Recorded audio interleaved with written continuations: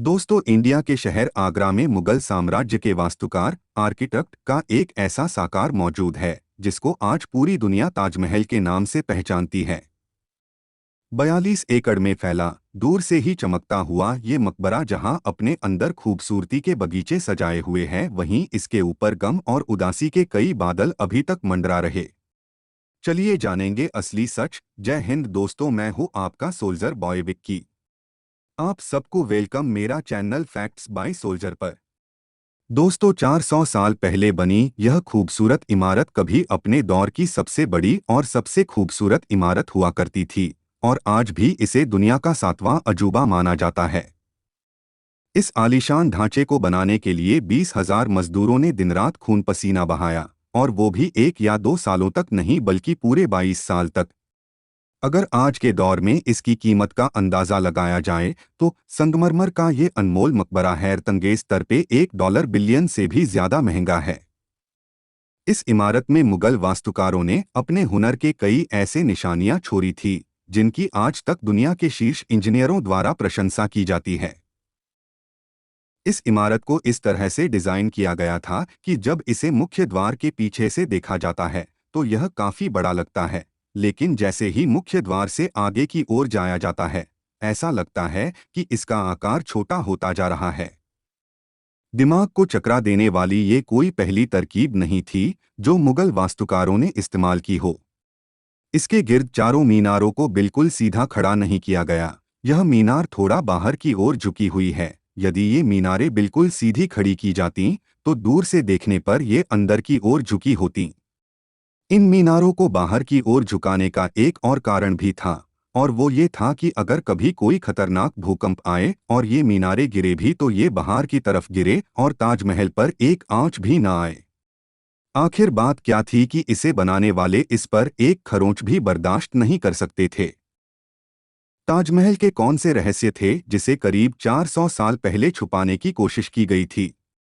और जब उस समय कोई कंक्रीट या स्टील नहीं था तो आखिर यह राजसी मकबरा और उस पर 40 मीटर ऊंचा गुंबद कैसे बना? क्या है इसके पीछे का राज? आखिर ताजमहल का असली रहस्य क्या है? और बहुत कुछ आप इस लेख में जानेंगे। ताजमहल का निर्माण कब और किसने किया? यह मामला साल 1607 में शुरू हुआ जब भारत और पाकिस्तान के इस हिस्से में मुगल साम्राज्य का शासन था। इस दिन मुगल शहंशाह का सबसे छोटा बेटा शहाबुद्दीन मोहम्मद खुर्रम 15 साल का हो चुका था और उसी के खुशी में आगरा के किले में एक आलीशान समारोह रखा गया था। शहाबुद्दीन मुगल शहंशाह को सबसे ज्यादा अजिज था, इसी वजह से इसके हर जन्मदिन पर उन्हें हीरे और सोने से तोला जाता था। यानी जितना वजन शहजादे खुर्रम का होता था उतना ही खजाना उसके नाम कर दिया जाता था। लेकिन इस जन्मदिन पर कुछ और खास होने वाला था। मुगल बादशाह ने शहजादे खुर्रम की शादी अपने एक वकील की बेटी से कर दी थी जिसे आज मुमताज महल के नाम से जाना जाता है। मुमताज और खुर्रम को पहले दिन से ही एक दूसरे से बेइंतहा मोहब्बत हो चुकी थी। उस वक्त ये किसी को भी मालूम नहीं था कि इस मोहब्बत का बोलबाला हमेशा के लिए रहने वाला है। अगले 10 सालों तक शहजादे ने कई जंग लड़ी और उसमें भरपूर कामयाबी भी हासिल की। इसी वजह से शहंशाह ने खुश होकर उन्हें शाहजहां की उपाधि से विभूषित किया, जिसका मतलब है दुनिया का बादशाह। शाहजहां की 6 बीवियां थीं जो आगरा किले के हरम में रहती थीं।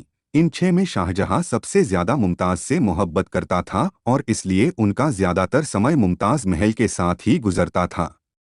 वक्त तेजी से गुजरता जा रहा था और 4 सालों के बाद यानी 1621 में मुगल शहंशाह अचानक चल बसे। शाहजहां जो पहले से ही मुगल साम्राज्य में बहुत प्रसिद्ध हो चुका था और जो बादशाह का प्रिय पुत्र भी था, 1628 में यानी कि बाप के मरने के 7 साल बाद उसने शहंशाह की गद्दी संभाल ली। पूरी मुगल सल्तनत अपने नए शहंशाह से बहुत खुश थी। ये वो समय था जब मुगल साम्राज्य अपने चरम पर था, यानी पूरे भारत और पाकिस्तान के साथ साथ अफगानिस्तान के कई हिस्सों पर भी मुगल सल्तनत का शासन था। सारे फैसले शाहजहां करता था जबकि मुमताज महल पीछे रहकर सुझाव दिया करता था। लेकिन किसी को भी इस बात का इल्म नहीं था कि ये खुशियां अब जल्द ही मातम में बदलने वाली है। गद्दी संभाले अभी एक ही साल गुजरा था कि एक बार फिर मुगल साम्राज्य को दुश्मनों का सामना करना पड़ा। अगले 2 साल जंग चलता रहा और शाहजहां को इस जंग में भी भरपूर कामयाबी नसीब हुई। लेकिन शाहजहां इस कामयाबी का जश्न मनाते कि उसकी शुरुआत एक दुखद खबर से हुई। मुमताज महल, जो शाहजहां के चौथे बच्चे को जन्म दे रही थी, उसकी हालत बिगड़ गई और 17 जून 1631 को वह न चाहते हुए भी इस दुनिया से चल बसी। मुमताज महल ने मरने से पहले एक आखिरी ख्वाहिश की थी। वो चाहती थी उनकी कब्र दुनिया के सबसे खूबसूरत मकबरे में बनाई जाए। इस काम और मुमताज महल की आखिरी इच्छा को पूरा करने के लिए शाहजहां ने अपनी सारी दौलत और अपना पूरा जीवन निवेश करने का इरादा किया। मुमताज के गुजरने के 6 महीने बाद यानी 1632 में ही ताजमहल के निर्माण का काम शुरू कर दिया गया। करीब 20,000 से भी ज्यादा मजदूर, पत्थर तराशों और कारीगरों को पूरी सल्तनत से इकट्ठा किया गया। शाहजहां के आदेश पर सेनाओं को आगरा बुलाया गया। मुमताज का समाधि यमुना नदी के करीब होने के कारण इस जगह पर दुनिया की सबसे खूबसूरत इमारत बनाना एक काफी मुश्किल काम था। नदी के किनारे की जमीन बहुत नरम होती है और अगर यहाँ खुदाई का काम किया गया तो पानी का बहाव ताजमहल की नींव को भी नुकसान पहुंचा सकता था। इस मसले से निपटने के लिए मुगल इंजीनियर्स ने यहाँ जमीन के अंदर कई कुआं खुदवाना शुरू कर दिया। मजदूर ये कुआं तब तक खोदते रहते जब तक शुष्क जमीन नजर नहीं आ जाता था। इन कुओं को महीन रेत, सिल्की मिट्टी और बजरी, लाल बलुआ पत्थर से भरा गया। फिर उसके ऊपर पत्थरों के बड़े बड़े कॉलम्स खड़े किए गए। इस सारे काम को अंजाम देने के लिए मजदूरों के साथ साथ हाथियों के भी एक बड़ी फौज को इस्तेमाल किया गया। मुगल इंजीनियर की ये योजना काम कर चुकी थी और अब एक ऐसी मजबूत फाउंडेशन तैयार थी जो नरम जमीन पर भी फौलाद बनकर खड़ी थी। नींव के बाद अब बारी थी एक ऐसी इमारत डिजाइन की जो आज से पहले किसी ने भी ना देखा हो। एक ऐसा डिजाइन जो पिछले सारे रिकॉर्ड तोड़ डाले। ताजमहल के डिजाइन का आइडिया शाहजहां ने अपने बाप दादा के मकबरों से लिया था। बाप के मकबरे से मीनारों का आइडिया लिया गया, दादा के मकबरे से बिल्डिंग कोर का आइडिया लिया और अपने चाचा के मकबरे से गुंबद का आइडिया लिया। और जब इन सब को मिलाया गया तो एक शानदार और आलीशान डिजाइन उभर कर सामने आया। इमारत का ढांचा बनाने के लिए मौके पर ही लाखों नहीं बल्कि करोड़ों ईंटें भी बनाई गईं। ये सब इतना आसान नहीं था और इसमें बहुत सारा पैसा भी खर्च हो रहा था। शाही खजाना दिन-ब-दिन खाली होता जा रहा था। लेकिन शाहजहां को किसी बात की परवाह नहीं थी, बस उसे ये काम हर हाल में पूरा करना था। कहा जाता है कि ताजमहल के निर्माण में इतने लोगों को लगाया गया था जिससे आसपास के इलाकों में खाना पीना खत्म हो गया था। 20,000 मजदूरों और कारीगरों की मांग को पूरा करने के लिए शाहजहां आसपास के तमाम इलाकों से अनाज आगरा मंगा लिया था। कई सालों की मेहनत के बाद इमारत का ढांचा बनकर तैयार हो चुका था और अब बारी थी इसे संगमरमर से सजाने की। ये संगमरमर आगरा से 400 किलोमीटर दूर राजस्थान से मंगाया जाना था क्योंकि यहाँ का मकराना मार्बल आज तक दुनिया का बेहतरीन मार्बल माना जाता है।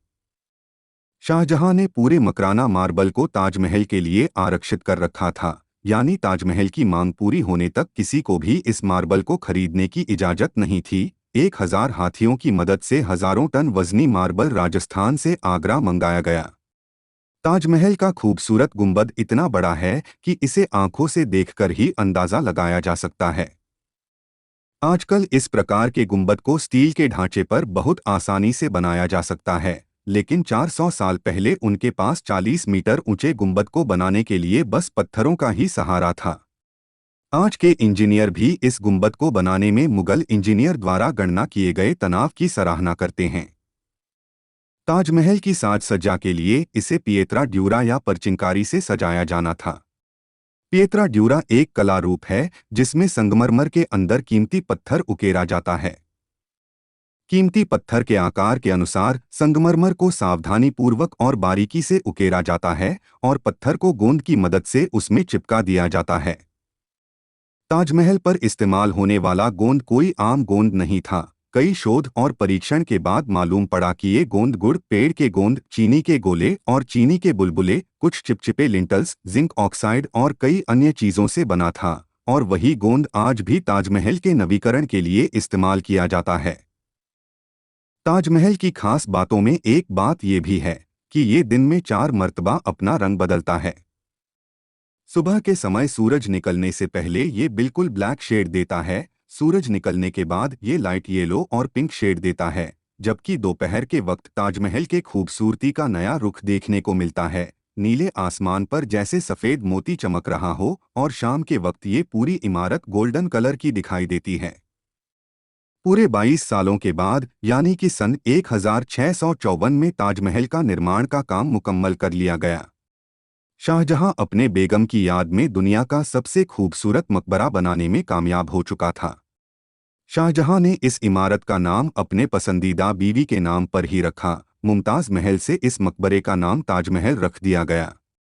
शाहजहां की ये महंगी परियोजना पूरा तो हो गया, लेकिन इसने मुगल सल्तनत को विनाश के कगार पर ला खड़ा किया।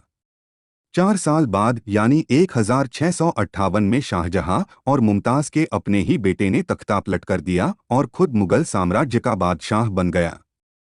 पिछले 30 सालों से राज कर रहे शाहजहां को आगरा के किले में ही कैद कर दिया गया था। शाहजहां को एक ही सुविधा दी गई थी कि वह ताजमहल को उस कमरे की खिड़की से देख सकता था जिसमें वह बंद था। 8 साल की कैद के बाद शाहजहां 74 साल की उम्र में इस दुनिया को अलविदा कह गई। शाहजहां का अब मुमताज से दोबारा मिलने का वक्त आ चुका था और उनको ताजमहल में ही दफन कर दिया गया। दोस्तों, आप तक ये वीडियो लाने में बहुत मेहनत लगता है। अगर आपको मेरा मेहनत पसंद आया तो ज़रूर एक लाइक कर देना, मेरा चैनल को सब्सक्राइब कर देना और बेल आइकॉन को प्रेस कर देना। अगला वीडियो कौन सी टॉपिक में चाहिए कमेंट कीजिए। मिलेंगे अगले वीडियो पे। जय हिंद।